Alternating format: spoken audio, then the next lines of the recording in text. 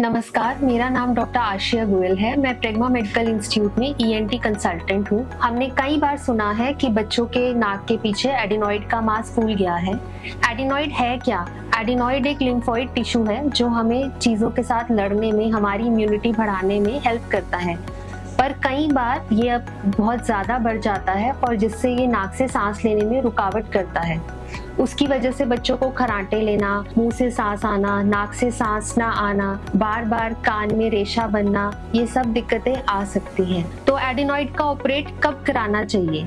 Normally अगर किसी को एडिनॉइड का मांस फूला हुआ है तो हम उसको नाक में डालने वाले कुछ स्प्रेज और मेडिसिन देते हैं जिससे वो घट जाता है।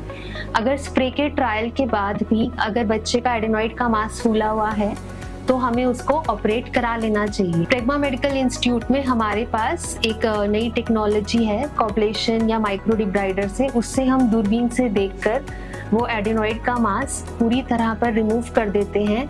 वो एक मिनिमली इन्वेजिव प्रोसीजर है जिसमें ब्लीडिंग का चांस बिल्कुल कम हो जाता है, दर्द भी बच्चे को कम होता है और बहुत ज़्यादा दिन बच्चे को भर्ती भी नहीं रखना पड़ता।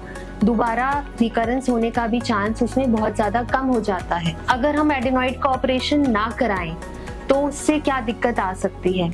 अगर हम एडिनॉइड का ऑपरेशन नहीं कराएंगे तो बार बार बच्चे को साइनस में इन्फेक्शन होने का या रेशा बार बार गले में गिरने से, छाती में जाने से बार बार उसको अस्थमा के अटैक्स बढ़ने का चांस भी बढ़ जाता है। कान के पर्दे थोड़ा अंदर को चिपकने लग सकते हैं जिसकी वजह से कान में भी लंबे समय में दिक्कत आने का रिस्क रहता है। एक एडिनॉइड फेसिस करके एक फेस की बनावट होती है जिसमें बच्चे के सारे दांत क्राउड होके आगे की तरफ आ जाते हैं, आगे वाले दो दांत थोड़े प्रोमिनेंट हो जाते हैं, बच्चे का फेस पतला हो जाता है। फिर बाद में आपको डेंटल इलाज के लिए भी जाना पड़ सकता है।